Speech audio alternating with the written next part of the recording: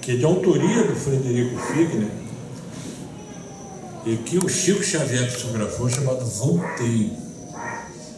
Frederico Figner teve um pseudônimo, irmão Jacó, né?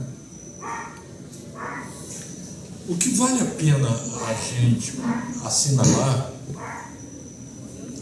é que esse livro trouxe uma significância para o nosso movimento espírita. Então, antes de abordar o livro, vamos entender por que esse livro, que é a história pessoal de um espírita, que era diretor da Federação Espírita Brasileira, que foi um livro psicografado por Chico, né? Por que esse livro foi lançado? Porque tem tantas entidades que foram diretores, que foram trabalhadores, que não tiveram livros escritos. A gente precisa compreender isso e o valor do livro para nós. Eu posso falar para vocês assim, por experiência pessoal. Esse livro me ajudou muito na minha juventude. Sou de família espírita.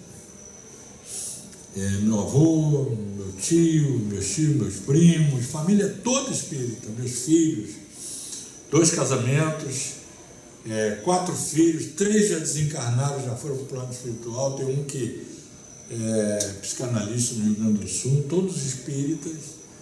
Então, quando eu nasci, eu já nem chorei, eu falei Allan Kardec já, fazia parte, a gente respirava clima. Então, esse livro, na minha adolescência, na juventude, me ajudou muito. Eu vou dizer a vocês por quê, né? Antes, esse livro aqui se chama Bênção de Paz. É psicografado pelo Chico Xavier. E o Emmanuel é o autor. E ele tem uma página que traz a gente para o tema fundamental que explica esse livro. Voltei. A importância dessa denúncia, porque eu chamo sempre esse livro de denúncia. Ele faz uma denúncia a todos nós espíritas, do equívoco que ele cometeu. Muita coragem dele, muita coragem. Eu sempre agradeço. Sempre fiz prece agradecendo ao Frederico Figner. Quando eu fiz palestra lá na Federação Espírita Brasileira, ali na Avenida Passos, eu falei com o diretor lá sobre isso. Eu tenho assim uma gratidão, porque é um livro que quando um espírita denuncia um desvio decorrente na inabilidade, no trato com a vida, embora conhecendo a doutrina, foi uma importância enorme. Então, por isso que toda vez que eu falo nesse livro, eu cito essa questão, que tem uma questão aqui, não é só a apresentação do livro para vocês lerem, é a lição que encerra a presença desse livro no mundo. No capítulo 22 do livro Bênção de Paz, que é um livro sensacional, Emmanuel escreve uma página chamada Não Só de Inteligência. Olha o título como é sugestivo. Ele pega a primeira epístola de João, capítulo 2, versículo 10, que diz assim: aquele que ama a seu irmão permanece na luz, e nele não há nenhum tropeço. Abordou a questão do tropeço. Prestem atenção no tropeço do Jacó, que ele corajosamente vem trazer para a gente. Mérito extraordinário desse espírito. Então, o que Emmanuel fala? Esfalfamo-nos na terra a fazer testes de inteligência. Para quê? Para ganhar inteligência. Testes de inteligência para ganhar mais inteligência. E sem dúvida precisamos todos da agilidade mental para a destreza do raciocínio e firmeza da decisão. Ele não está invalidando o esforço nesse sentido. Entretanto, diz Emmanuel, não basta a inteligência. Ela por si só não basta. Porque sozinha ela não consegue orientar com absoluta segurança os roteiros da vida. Então está dizendo que a inteligência, por mais fulgurante, não sustenta o roteiro da vida. Se não vejamos, diz o irmão, ele vai demonstrar agora naquela característica dele, né? Quase sempre nós sabemos entesourar conhecimentos intelectuais, mas ignoramos ainda o modo como utilizá-lo, e assim podemos evitar a guerra uns contra os outros. Toda guerra familiar, guerra entre países, são feitas por homens inteligentes. A guerra que está aí, são homens inteligentes, tecnologia, né? Nós sabemos acumular dinheiro, mas muito raramente aprendemos como empregá-lo na construção da própria felicidade e também na felicidade dos semelhantes. Também nós sabemos inventar os mais variados processos de reconforto para o benefício do corpo transitório, mas desconhecemos ainda como prover as necessidades de nossas almas imortais. Nós sabemos legislar, trabalhar com as leis, criar leis, né? Com eficiência nas atividades visíveis do mundo. Preste atenção na sutileza, atividades visíveis. Mas ignoramos como preservar a tranquilidade da consciência, conquanto já conheçamos a generalidade dos princípios morais que nos regem a vida. Nós já sabemos cultivar grandes afeições, até mesmo com testemunhos heróicos de grandes sacrifícios, mas não sabemos ainda como traçar-lhes um equilíbrio justo para que não se convertam em desarmonia e paixão. Em suma, fecha o Emmanuel, estamos em condições de preparar o futuro com todas as garantias no plano físico, mas habitualmente descuidamos-nos de nossos interesses com a imortalidade, que é o patrimônio inalienável de cada um. Imortalidade é patrimônio inalienável de cada um. Quer dizer, ninguém pode fazer por mim, ninguém pode tirar de mim esse patrimônio, é meu, só eu posso desenvolver. Uma frase de camiseta essa, né? Uma frase para botar na camiseta. Em suma, né? Ele está fechando.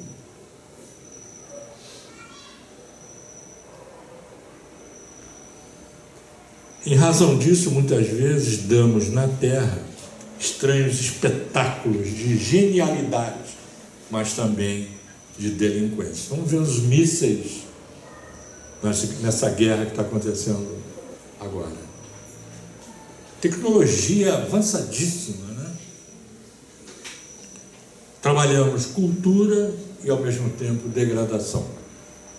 É que apenas a inteligência não basta a felicidade. Muita gente no mundo acha que basta a inteligência para ser feliz no mundo. Fechando, então, ele diz: a alegria de viver pede, acima de tudo, a luz do entendimento e a bênção do amor. É muito lindo, né? Então está aí marcado para vocês o capítulo 22 do livro Bênção de Paz. Então eu trouxe porque este foi um homem muito inteligente. Muito inteligente. Ele era o Roberto Marinho do final do século XIX e do século XX. Era o dono da Odeon, trouxe o primeiro gramofone para o Brasil, comerciante. Ele fundou a Casa dos Artistas. Foi ele que comprou o terreno, construiu e deu para os artistas. Era um homem da beneficência. Mas preste atenção, tem diferença de beneficência e caridade. A caridade, você faz o bem ao próximo, mas aquilo também faz bem para você. Tem essa correspondência, por isso que Kardec colocou lá no Evangelho, fora da caridade não há salvação.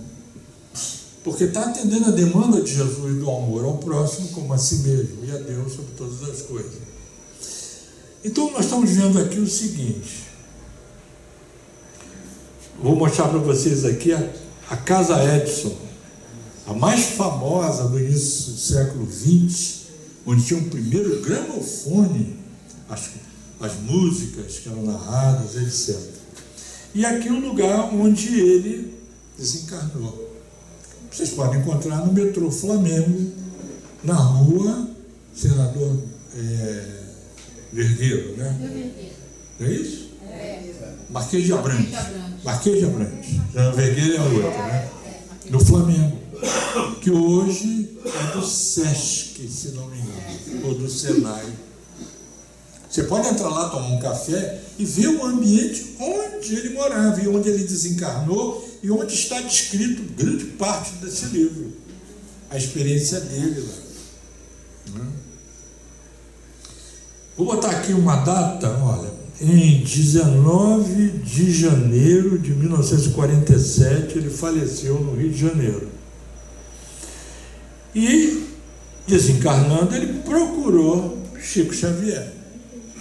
Está aqui a ilustração de Mozart do Couto, Chico Xavier, o Emmanuel, o protetor espiritual dele, que ele narra no livro o tempo todo, e ele aqui parece muito com o Godinho, que é o presidente da Federação Brasileira, muito parecido. Eu falei isso com o Godinho lá na Suíça, ele estava fazendo palestra lá, falei, você está muito parecido com o Frederico Figueiredo. Só na aparência, né? Porque o cara não era fácil. Caráter irascível.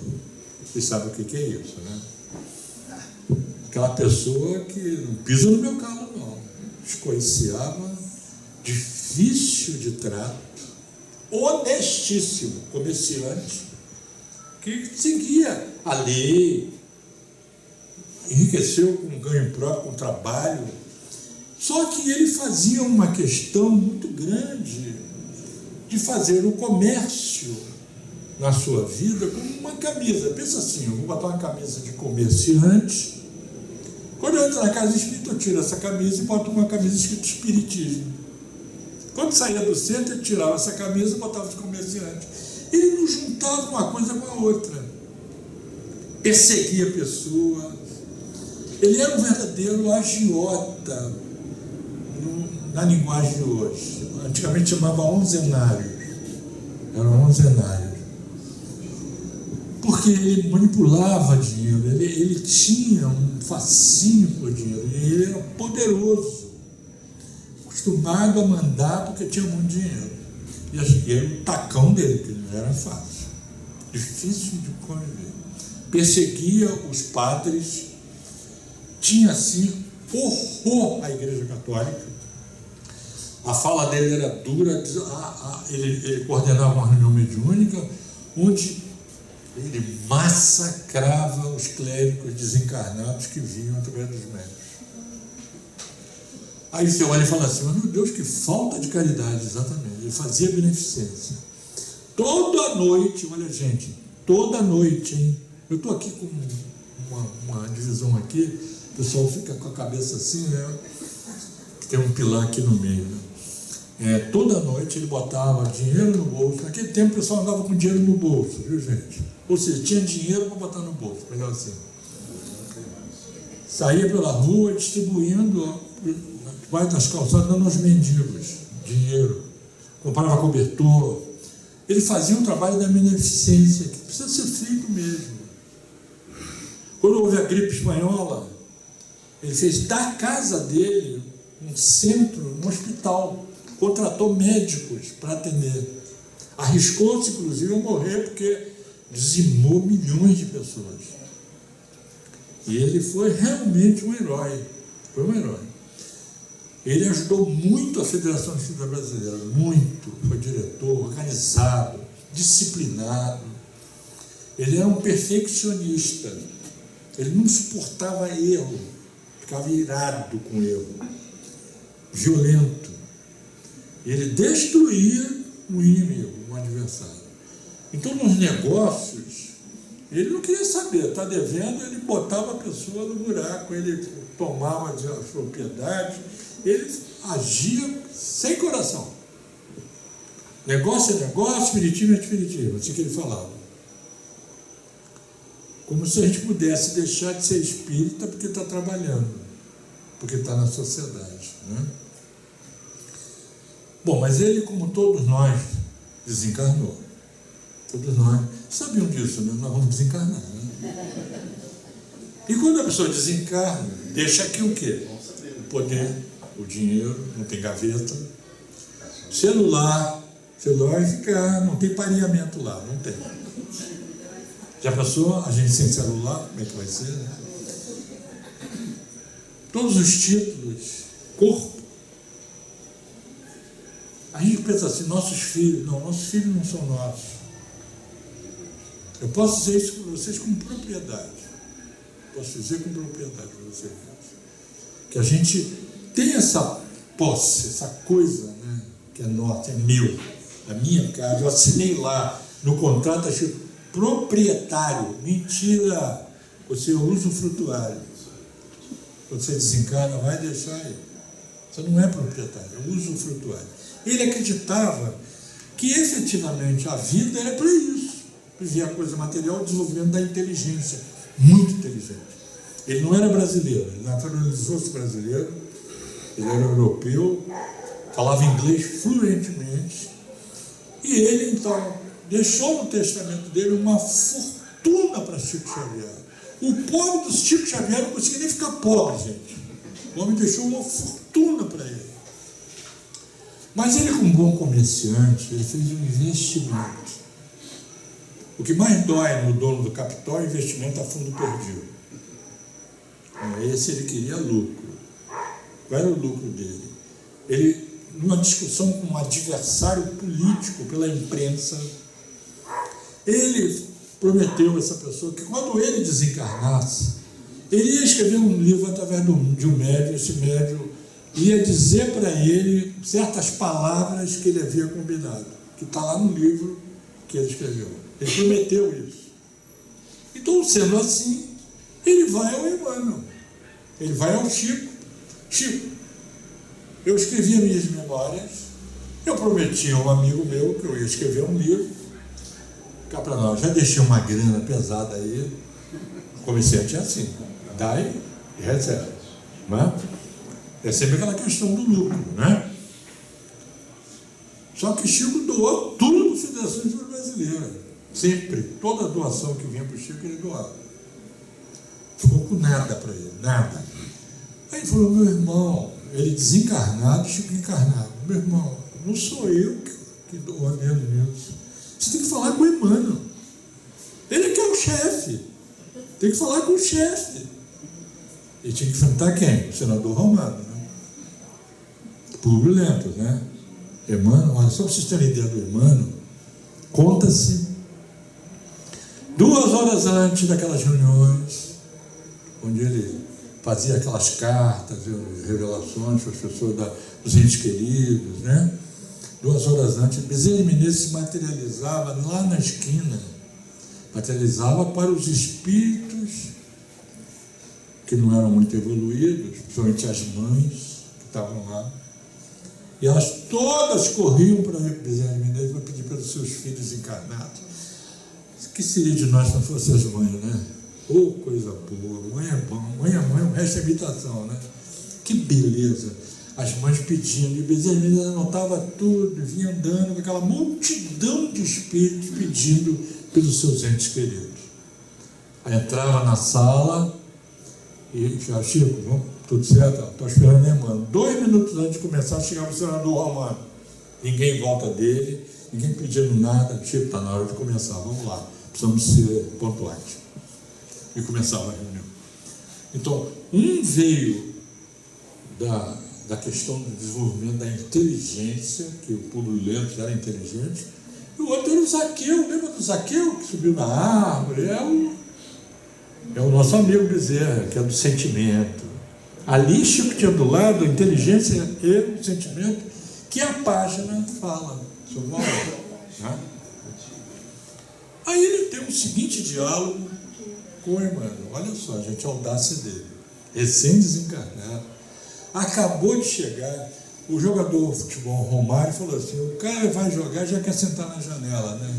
Lá do ônibus, né? Sentar na janela. Acabou de chegar e já quer sentar na janela. Falou: olha, eu prometi e tal. Falou tudo que ele tinha falado. Ele falou: o irmão falou: peraí, meu irmão, olha só. O que a gente tem a ver com o seu acordo com o seu amigo? Diga aí para mim, para eu entender. Você está trazendo para nós uma questão que é sua. Resolva a sua questão. Você não prometeu? Isso aqui não é uma máquina, não. Sabe o que ele falou para o Emmanuel? André Luiz teve 9 anos no umbral, escreveu o Nosso Lar, na época só tinha o Nosso Lar. Eu fui espírita, que trabalhei minha vida inteira, não vou poder escrever um livro. Desaforado, com o Emmanuel. Esse aí era o Jacó. Não é mole, não. Rudeza de trato era ali. O homem da rudeza. Atenção. Se você conhece alguém com rudeza de trato, pode marcar. Quando você desencarnar, vai ter que buscar no umbral. Rudeza de trato machuca, é lixa, machuca, ganha os inimigos.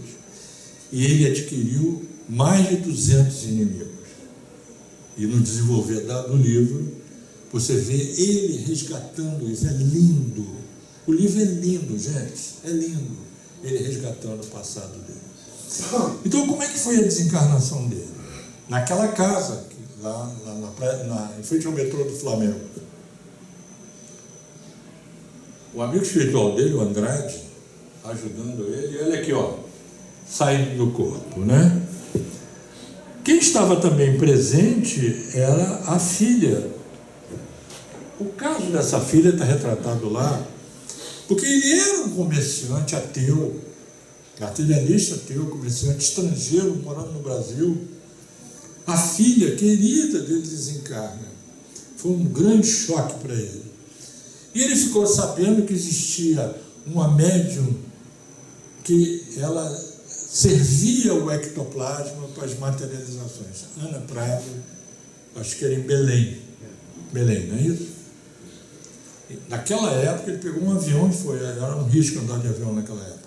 Foi até lá e ela se materializou, falou com ele, contou detalhes da gaveta, a terceira gaveta, acho que você vai encontrar um bilhete e tal, deu detalhes.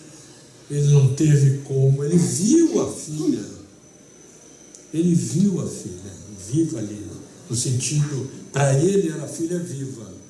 E de fato ela estava viva, né? Porque ninguém morre, né? A partir daí ele falou: agora eu sou espírita. Como se fosse assim, né? Eu vejo uma materialização, está comprovada a imortalidade da alma, então agora eu sou espírita. Cuidado. Não é bem assim. Porque ser espírita tem 3 estágios. Você entra no movimento espírita, você toma conhecimento da materialização, um livro, uma palestra, um amigo que fala, algo te sensibiliza para essa verdade. Imortalidade da alma, comunicabilidade dos espíritos, sobre Jesus, sobre a reencarnação, pluralidade dos mundos habitados, pontos básicos da doutrina que a gente estuda. Então, é uma sensibilização de que isto existe, tá? Agora entra no horizonte das possibilidades da pessoa. A segunda etapa é o contato com isso e o quanto que isso é internalizado como verdade na sua estrutura psíquica, na sua estrutura intelectual, na sua memória, no seu conhecimento e na sua vivência, que é a terceira parte, quando isso tudo sai da pessoa através dos pensamentos, das ações, etc. Então, primeiro entra na doutrina, a doutrina entra na pessoa, depois ela sai da pessoa através das atitudes. Ela é percebida e as pessoas procuram e formam um círculo assim. porque é o exemplo que arrasta, não é? Nós não fazemos proselitismo de arrastamento. Ninguém vai para a praça pública para arrastar pessoas. É o exemplo, né? Ele não entendeu isso. E na desencarnação, quem estava do lado? A filha. Mas além da filha tinha mais alguém. Quem é que estava do lado da cama com ele? Diga aí, quem é que sabe? Sabe quem é esse velhinho de barba branca aqui? Bezerra de Menezes. Gente, desencarnar, ter Bezerra do lado, cá para nós. Cá para nós. Então ele foi uma pessoa que fez muito bem. Ele estava bem intencionado, mas estava equivocado no modo de tratar as pessoas. Caráter rude, uma lixa de pessoas. Então, efetivamente, ele é levado para a praia de Copacabana, a filha mantém ele no colo, o cordão prateado que liga. Está lá Bezerra de Menezes e Andrade, que era o protetor espiritual. Nessa experiência, ele acorda, desperta, porque ele estava muito exausto.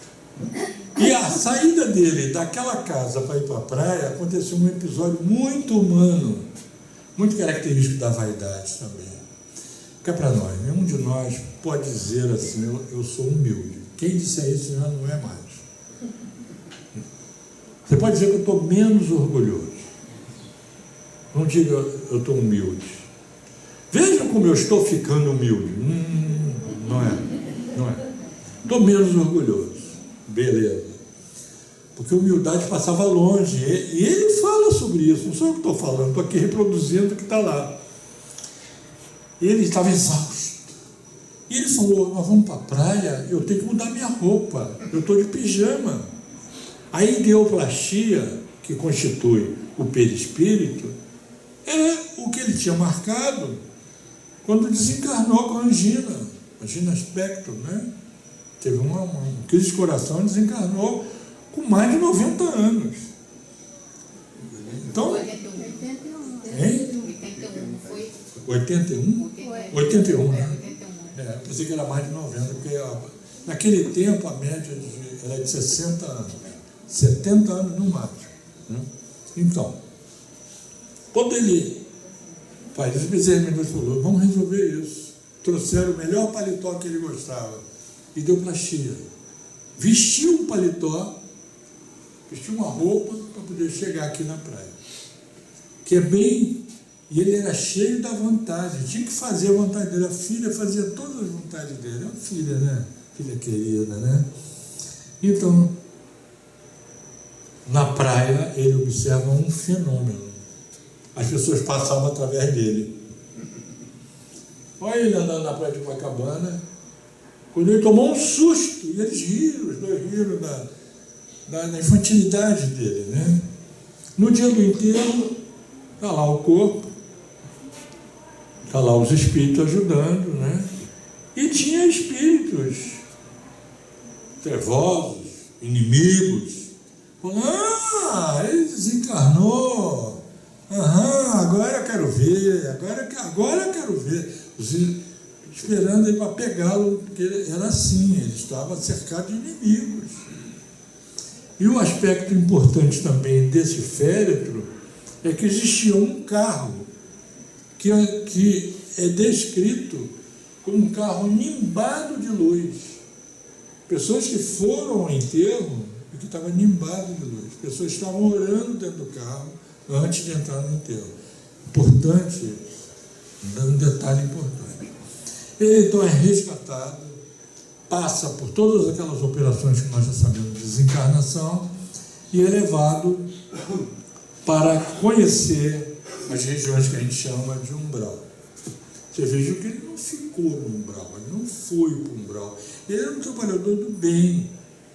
Não foi para o umbral como André Luiz. André Luiz não era trabalhador do bem. André Luiz era um suicida indireto.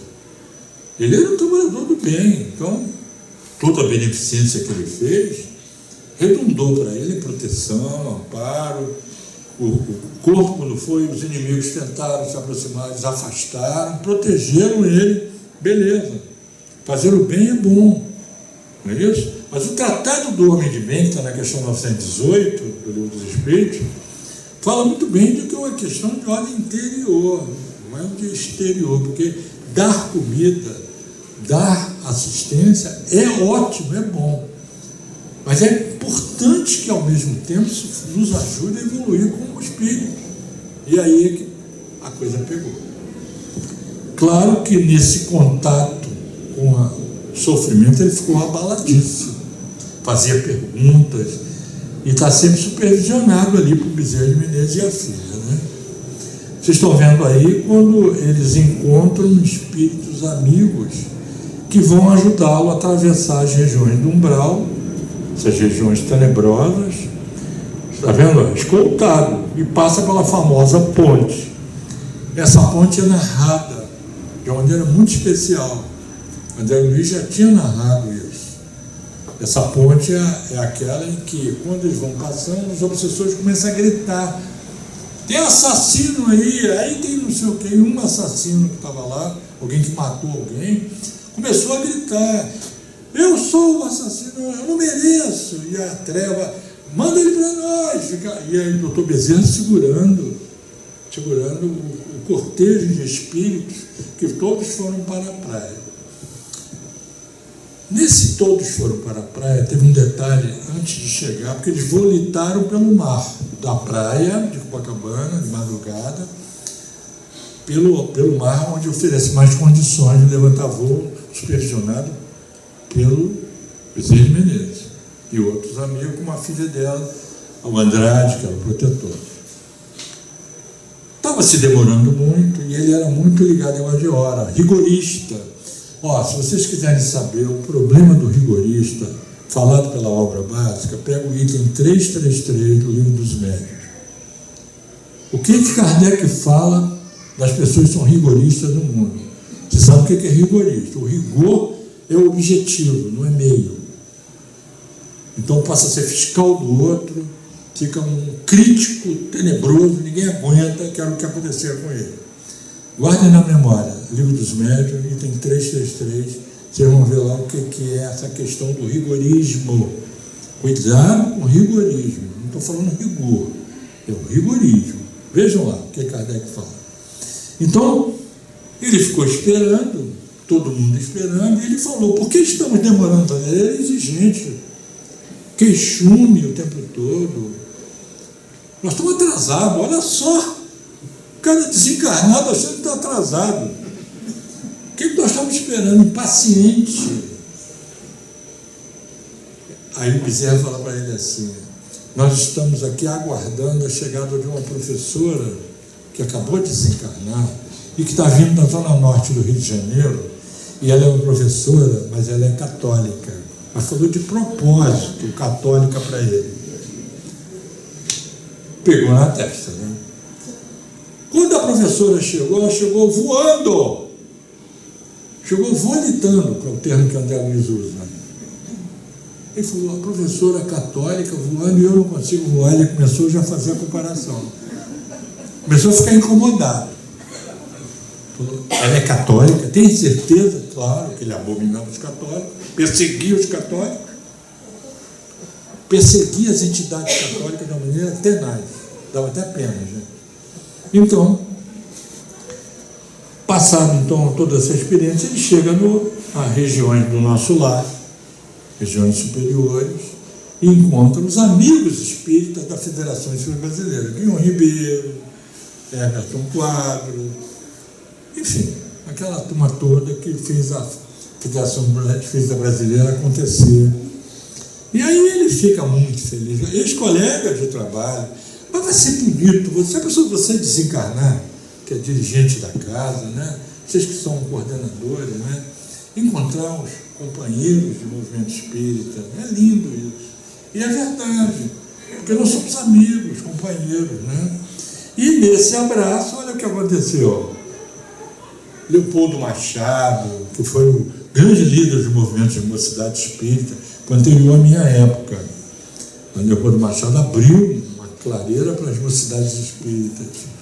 E, numa determinada residência, ele encontra pessoas, ambientes que prepararam para ele com todo carinho, para ele se sentir em casa.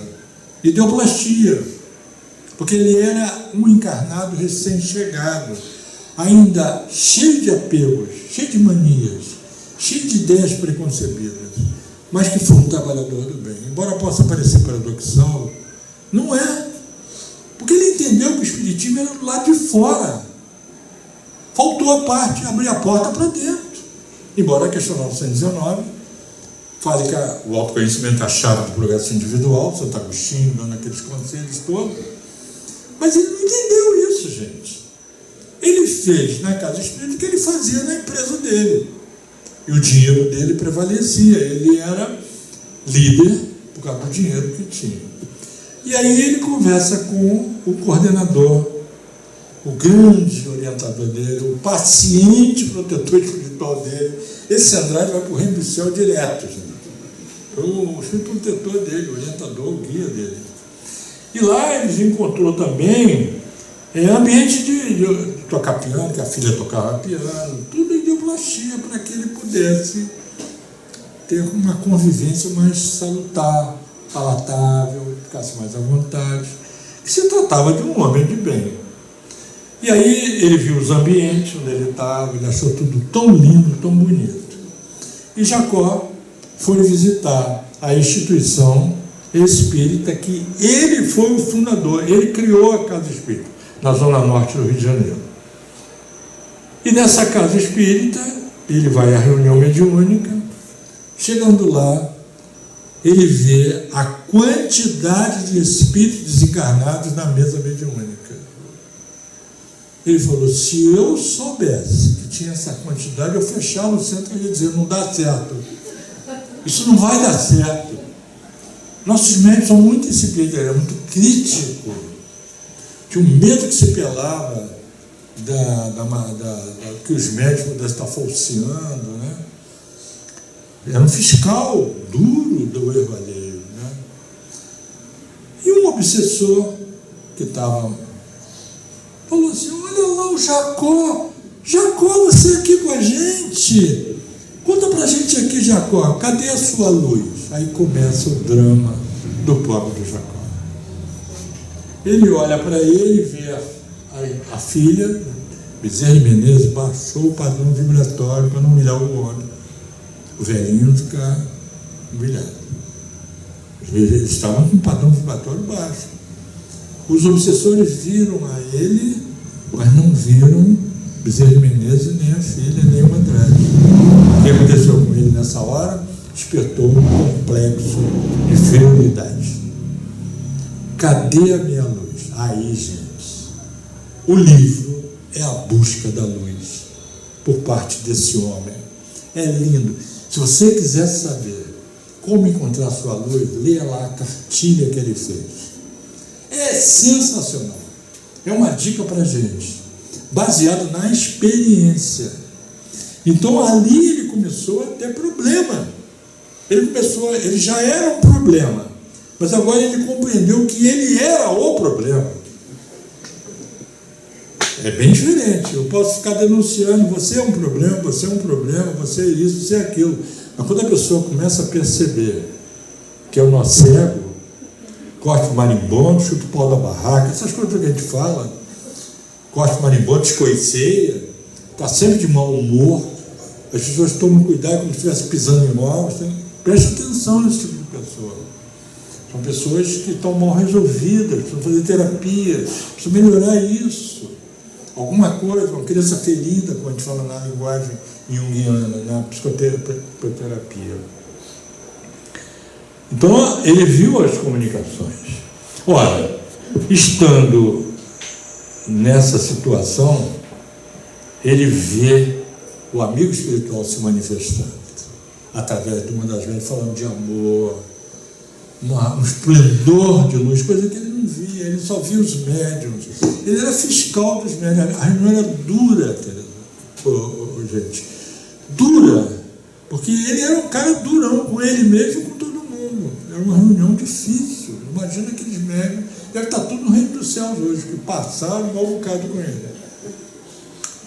Bom, durante o processo, ele chega para a filha e fala: eu me lembro quando eu doutrinava os espíritos, assim que ele falava, que ele levava a doutrina espírita e queria enfiar na cabeça das pessoas.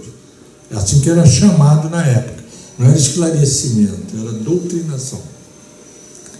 Teve em que uma pessoa lá tinha um parente alcoólatra e que tinha um obsessor que eu não consegui doutrinar. Eu gostaria de conhecer, encontrar com ele, fazer uma resenha na linguagem de hoje, né? Levar um Léo, conversar com ele. O Andrade Bezerra de Menezes falou assim: eu acho que é bom não ir, não. Não, mas eu quero. Uma coisa certa, ele era teimoso. A filha falava: pai, já sei, você quando quer uma coisa, acostumado, o homem tinha dinheiro, tinha poder, tudo que ele fazia, ele queria fazer e acabou. Eu quero ir, teimoso. Levaram ele lá. Amaral Ornelas, um espírita, que nós devemos muito a Amaral Ornelas. Amaral Ornelas foi um espírita maravilhoso do movimento espírita brasileiro. Foi junto com o protetor espiritual, e chegaram no bar, está lá o obsessor atazanando o pobre do Cocó. Esse era o ambiente. Jacó, o protetor e o Amaral Ornelas. Aqui tem uma pessoa bebendo e aqui está o tal. Aquele é o espírito que ele tentou esclarecer e não conseguiu. Então ele se aproxima do obsessor e chama ele pelo nome: fulano, eu estou aqui. O obsessor olha e fala assim: ah, Jacó, você aqui, cadê sua luz? Todo mundo procurava a luz do Jacó. Aí ele ficou, coitado, perdeu a base, né? O irmão Andrade e o Amaral Ornelas sustentaram ele, porque o espírito obsessor não viu o Amaral Ornelas nem o Andrade, mas via o Jacó. Isso machucava ele. Ele me vê, mas não vê vocês. As crianças, ele era uma criança ferida, que a gente chama, né, na linguagem junguiana. As crianças feridas são assim, sempre magoada, sempre suscetível, sempre qualquer coisa traz como uma coisa pessoal, né? E ele ficou mexido. Ele falou assim: esse obsessor é tenebroso, se você não tomar cuidado, ele vai te enlaçar e vai levar você. Você não está encarnado mais. E aí orientaram, ele tinha um fio ligado à cabeça do Jacó. Então ele escutava os espíritos orientando ele. Ele falou: realmente eu já vi que eu não tenho a luz, mas eu estou realmente preocupado com você. E começa um diálogo, vale a pena ler, gente. Quem trabalha com mesa mediúnica, quem trabalha com esclarecimento de espírito, realmente ele começou a expressar, baixando o sarrafo ele se achava, né? Ele dizia no livro que quando ele desencarnasse, ele ia para outro planeta, mas evoluído, pelo fato de ser espírita. Ele se achava. Tem muita gente que se acha, né? Muita gente se acha. Então, foi aprendendo a duras penas isso. O obsessor falando para ele assim: eu já sei por que você me procurou, ele não precisou nem dizer. Você deve estar pensando assim: por que eu não consegui convencer esse espírito? Olha só, que inteligência do espírito, inteligência. Sacou a intenção dele. E é isso mesmo, ele estava preocupado com isso. Por que a coisa egóica, por que eu não consegui convencer esse espírito a largar esse pobre coitado? Então, efetivamente, ali ficou um estado, ficou um climão, né? E ele falou: não, eu estou interessado em você, eu estou mudando, eu já descobri que eu tenho imperfeições. Eu vou dizer para você, obsessor duro, Você tentou falar coisas para mim, só que o que você falava para mim eu não acreditava nada que você dizia. Sua palavra, aliás, não vale nada para mim. Sabe por quê? Eu seguia você. Quando você saía do centro, eu vi você atuando na sua loja, no seu escritório, o modo como você vivia, o que você falava para as pessoas, para os clérigos. Você é um cara que falava uma coisa, pregava o evangelho e não praticava. Para mim, você é uma falsidade ideológica. Assim, gente, na lata. Porque ele gostava de jogar na lata das pessoas também. E aí o Amaral Ornelas, o amigo, falou, converse com eles, tenta sensibilizar ele pelo coração, não é pela inteligência. Ele começou a aprender que não é por aí. Malhar ferro, frio, tem que esquentar o ferro, né, para malhar, esquentar o ferro. E aí começa um diálogo muito legal. Ele aplica um passe. Jacó aplicou um passe no espírito. Uau! E os amigos deram um passe dentro do bar, no pinguço lá. Aí tem gente que fala assim, mas como é que pode isso? Dentro de um bar? Eu falei, a caridade não acontece no bar, não. É proibido caridade num bar. Os espíritos superiores fazem caridade permanentemente, no umbral, na treva, em tudo que é lugar, vai na casa da gente. Caridade, gente, é amor em ação. Então, a cartilha que eu falei, é claro que é uma escola de iluminação, né? É uma formação sintética que começa por recomendar acurada meditação na leitura. Quando lê, não lê só pela leitura, medita sobre, esse é o primeiro item. O segundo item, cada espírito é um mundo vivo com movimento próprio. Isso ele aprendeu ao longo de todo o esforço.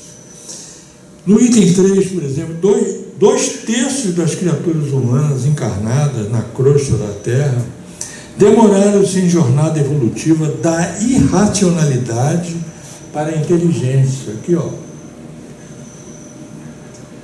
E da inteligência para a razão. 2 terços, são 22 bilhões de espíritos dedicados à Terra. Está no livro Roteiro, capítulo 9, Emmanuel fala, confiram lá. São 22 bilhões de entidades dedicadas à Terra, entidades humanas, fora os seres inferiores da criação. Dos 22 bi, tem 8 encarnados. Faça a aritmética aí. Quanto tem desencarnado? Enxameado em faixas, dependendo do peso específico. 2 terços. Pensa bem, de 22 bilhões, está entre a irracionalidade para a inteligência. E da inteligência para a razão. Em viagem para a razão. Até essa parte restante acha-se em trânsito da razão para a humanidade. Gente, cá para nós espíritas precisamos ter isso muito claro. Olha o que está escrito. Em trânsito entre a razão e a humanidade. A nossa função é ser o melhor humano possível. Não é ainda angelitude. Isso é pretensão, isso é orgulho, é vaidade.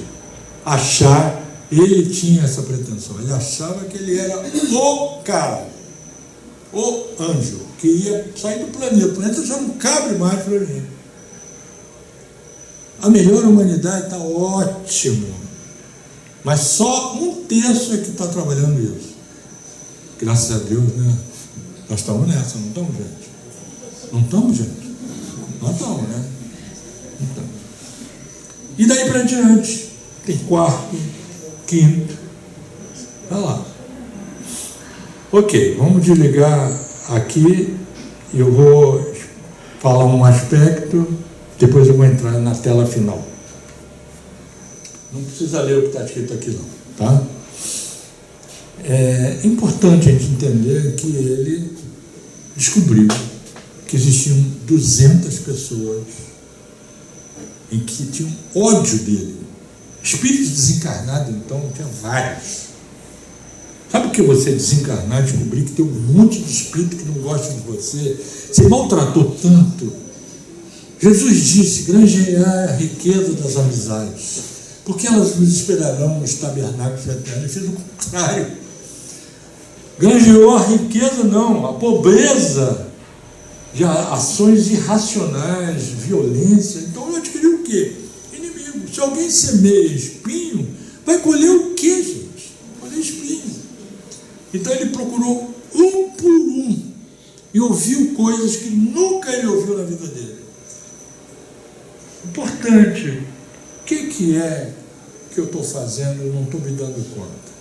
E aí eu preciso abrir um aspecto da psicologia para o lado, o que Joana de antes tem nos trazido, a área da profissão também. Existe uma coisa antiga já na psicologia, janela de O'Hare, muita gente conhece isso, onde você se divide em 4 partes. Uma primeira parte é a área pública.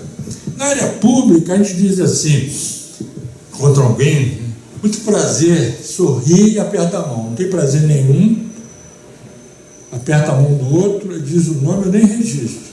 Eu digo meu nome, é um processo automático. Muito prazer, não tem prazer nenhum, é uma etiqueta. Aquilo que está público, aquilo que esperam de mim, aquilo que o livro chama de persona, aquilo que eu expresso, porque a sociedade espera de mim isso, onde eu aprendi, fui educado para isso. Eu posso ser educado com o outro, compreendendo que, sendo assim, as minhas relações vão melhorar. Aí sim. Mas quando eu faço as coisas porque assim é determinado, porque tem que, toda vez que tem que, preste atenção, porque tem que o quê? Então essa é a área pública. Eu sei o que eu estou fazendo e o outro sabe também. Mas tem uma área que é chamada área, ao contrário da área pública. O que é? Aquela área que é privada, que é sua. É a área da subjetividade, da intenção. Então aqui eu sei, todo mundo sabe. Mas aqui eu sei, mas o outro não sabe. Os espíritos superiores sabem. Eu sei, mas os outros não sabem. Então a área minha íntima, da subjetividade. Tem uma outra área chamada área cega. Aí o outro sabe, mas eu estou sabendo de nada sobre mim mesmo. Está todo mundo sabendo que fulano é um chato, menos o chato, ele não sabe que é chato. Está vivendo a vida na ilusão. O caso do Jacó, ele não sabia. Ignorância de si, falta de autoconhecimento. E tem uma outra área, que é a área oculta, que nem ele sabe, nem os outros. São os homens espirituais que fazem a encarnação passada, as pesquisas de terapia de vida passada, tempo achar, etc, etc. 4 áreas. Ele viveu a área cega intensamente. Vocês podem aí já observar que quem vive igual um bode cego só dá cabeçada em muro, né? Nós estamos lidando com o chamado autoconhecimento, essa busca, abrir a porta para dentro, né? Que é isso que o livro incentiva. Então, olha só que detalhe, ele efetivamente já estava regenerado, ele já estava consciente, já estava melhor, já fazia prece, já estava menos orgulhoso, já baixou a bola, o sarrafo, sabe aquele pulo de vara? O sarrafo estava mais baixo, menos. Não sentia mais o cara, já não tinha mais aquela pressão, não ficava chateando a filha. Não, a filha até teve que se afastar, no livro ela se despede. Ele entra num grupo que dizia assim, era um grupo de economistas que fracassaram na Terra. Ele foi incluído no grupo de economistas que fracassaram na Terra. Ele foi bem sucedido financeiramente, mas fracassou em quê, né? Era um outro item, que na faculdade de economia, de administração, de matemática, não consta isso. Ok? Então, ele está diante de uma situação delicada. Ele vê um templo de alta envergadura e falou assim para a filha: eu queria visitar esse templo. Ela falou: meu papai, pelo amor de Deus, não, esse não vá nesse não. Mas por quê? Só tem espírito superior lá. Não, eu quero ir, aquela coisa eu quero, né? E foi, achando que já tinha curado. Aí você vê Bittencourt Sampaio, Inácio Bittencourt, Bezerra de Menezes, todos fazendo trabalho de alta iluminação. Ele vai para um lugar menos iluminado, ele grita, eu não aguento essa luz. Confessou com a verbosidade um monte de coisa errada que fez na Terra. E o doutor Bezerra chega, os espíritos chegam e falam assim, Jacó, a gente sabe disso, Jacó. Porque a gente fala para os espíritos aquilo que eles já sabem, já repararam isso? Eles conhecem a gente, mas a necessidade da catarse, né? Então, fez a catarse, já estava melhor, e um dia ele precisou atravessar o umbral sozinho, foi estratégia da espiritualidade. Usando Pestalozzi, o Pestalozzi é do sabão à fé, aprender fazendo. Nada melhor do que atravessar um umbral sozinho. Já pensou? Atravessar um umbral sozinho. Ele, Deus, e ele fez isso. Quando ele viu, ele estava cercado por quem? Pelos clérigos, principalmente aqueles que ele massacrou a vida inteira. Chegaram a treva, obscuridade, ele sozinho. Então ele se recolheu e fez uma prece, coisa que ele nunca tinha feito no trato com os clericais. Nunca.